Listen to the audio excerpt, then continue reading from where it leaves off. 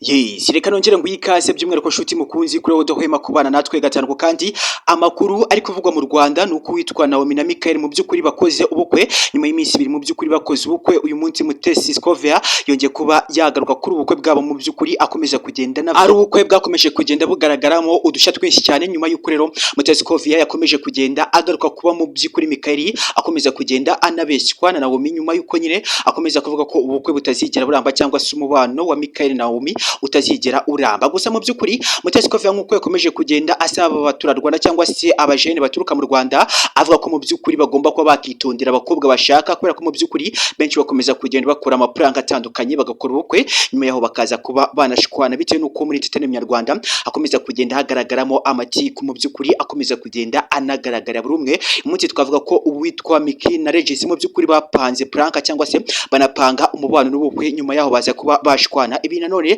babikoze kugira ngo bashake amafaranga. Ibi byose Mutesi Scovia yakomeje kugenda abivuga mu by'ukuri akavuga ko abasore bo mu Rwanda bagomba kuba bakitonda muri iyi minsi mu by'ukuri akomeza kugenda navugwamo amafaranga atandukanye. Abanyarwandakazi barundi kazi inkuru iri kuvugwa ku mbuga nkoranyambaga zitandukanye nta yindi uretse mu by'ukuri ubukwe bwa Michael na Naomi bwakomeje kugenda buvugisha benshi. Mutesi Scovia yakomeje kugenda akomoza kuri ubukwe bumaze iminsi ibiri bubaye aho kandi yongeye kuba yagaruka ku mugabo wakoraga kuri TV10 mu by'ukuri anavuga ko uyu mugabo yapfuye azira kuba yarazize umu ex we. Ibi byose mu by'ukuri Mutesi Scovia akomeza kugenda anabikomoza avuga ko uyu munyamakuru mu by'ukuri wakoraga kuri TV10 yishwe na ex we. Ibi byose agatuma bikomeza kugenda binatera impungenge abanyarwanda benshi bakomeza kugenda bavuga ko abakobwa b'iyi minsi mu by'ukuri bakomeza kugenda banaruga abasore bagiye kuba banakura ubukwe. Kandi ugiye kwa twakwibanda ku makuru ukomeje kugenda navugwa kuri uyu mugabo mu by'ukuri wakoraga kuri TV10 aho kandi yaje gusezeranya umukobwa kazamutwara nyuma yaho akaza kuba yanamubenguka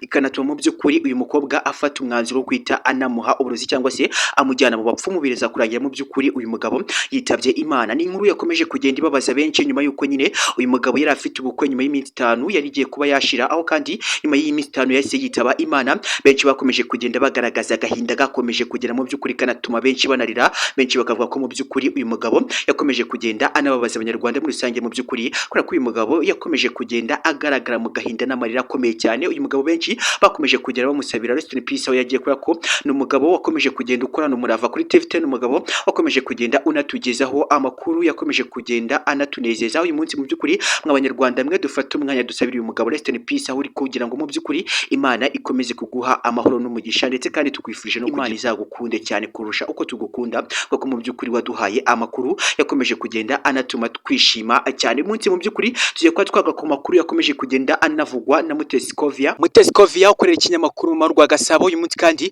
yongeye kuba yagaruka ku makuru yakomeje kugenda anavugwa ku bukwe bwa Michael na Naomi kandi bikanatuma benshi bakomeje kugenda bibaza kuri uyu mumama Mutesi Scovia wakomeje kugera mu by'ukuri avuga ko Michael na Naomi bakoze ubukwe ariko nyuma yo kubukora avuga ko mu by'ukuri ari ubukwe ubona ko budafite relationship cyangwa se budafite umubano ukomeye cyane bitewe n'uko yakomeje kugenda yibanda kuvuga kuri ubukwe ko mu by'ukuri ari ubukwe nubwo babukoze ariko mu by'ukuri mu rugo rwabo batazigera bamara n'icyumweru kimwe. Ese mu by'ukuri nk'uko yakomeje kugenda anavuga ku mapranka maze iminsi avugwa mu Rwanda bitewe n'uko nyine witwa Miki na Regis mu by'ukuri bakoze pranka y'urukundo nyuma yaho bakaza kuba banatandukana ariko mu by'ukuri yakomeje kugenda anibanda kuri umukobwa mu by'ukuri Miki ukomeza kugenda unakina n'abanyarwanda akaba yakora urukundo cyangwa se mu by'ukuri agategura pranka z'inkundo nyuma yaho mu by'ukuri akabeshya abanyarwanda kari mu rukundo agiye kuba yakora ubukwe nyuma yaho akaza kuba mu by'ukuri yakangana n'abo bantu bigakomeza kugenda binababaza abanyarwanda. Bivuga ko mu by'ukuri uwitwa Michael na Naomi bashobora kuba bapanze ibintu byo gukora ubukwe ariko nyuma mu by'ukuri bikaba ari ibintu bizarangira vuba cyangwa se mu by'ukuri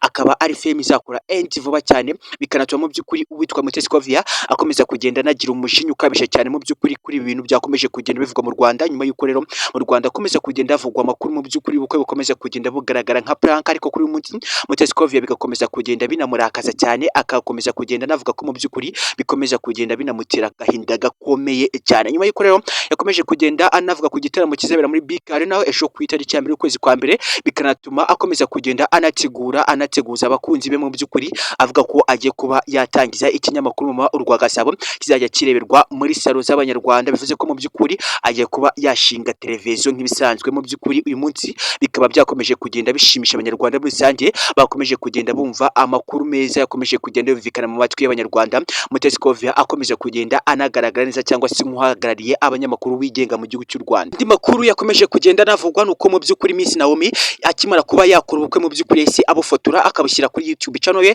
bikanatuma mu by'ukuri benshi bakomeza kugenda banagira amakenga kuri ubu bukwe bwabaye ku munsi w'ejo. Ubukwe bwa Miss Naomi mu by'ukuri bwakomeje kugenda butrendinga ku mbuga nkoranyambaga zitandukanye, n'ubukwe bwakunzwe n'abatari bake, n'ubukwe mu by'ukuri bwagize big fame, n'ubukwe mu by'ukuri navuga ko ari ubukwe bwatwaye akayabo k'amafaranga menshi cyane, kubera ko benshi bakomeje kugenda banabona ubukwe bagakomeza kugenda babwishimira, by'umwihariko abanyarwanda bakomeje kugenda babona Miss Naomi agaragara neza cyane yambaye umwambaro w'ubukwe, benshi bakomeje kugenda banabashimira. Ariko mu by'ukuri uwitwa Mutesi Kovia we yakomeje kugenda avuga ko ari ubukwe budafite fame ihambaye cyane, kubera ko n'ubukwe akomeza kugenda anabona ko ari prank zateguwe, nyuma y'uko rero ibintu byinshi cyane bikomeza kugenda bikorwa mu Rwanda nk'amaprank, bikanatuma benshi bakomeza kugenda bakinisha abanyarwanda, bikanatuma mu by'ukuri ibingibi bikomeza kugenda binababaza cyane, mu by'ukuri benshi bagakomeza kugenda bakora icyo twakwita prank, mu by'ukuri bakirengagiza ko hari abanyarwanda ibingibi bikomeza kugenda binababaza cyane, benshi bagakomeza kugenda batakaza fame zabo, cyangwa se mu by'ukuri urukundo ababakundaga bagakomeza kugenda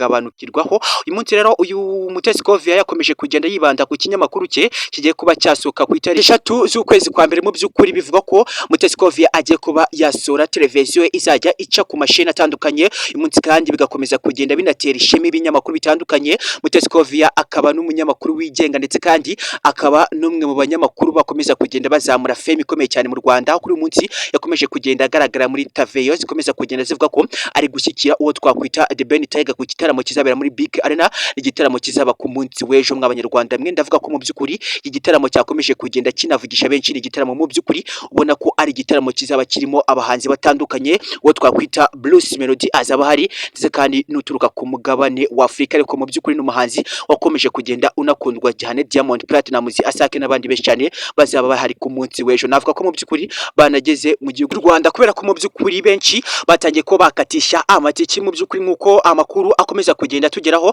mu gitaramo cya The Ben, amatiki yateguwe yamaze kuba yaba end cyangwa se yarangira uyu munsi, kandi benshi bakomeje kugenda banifurizwa kugira umwaka mwiza, umwaka mushya muhire. Nanjye mborera kubifuriza umwaka mwiza kuri uyu mwaka tugiye kuba twakwinjiraho wa 2025, bifurije kugira ubuzima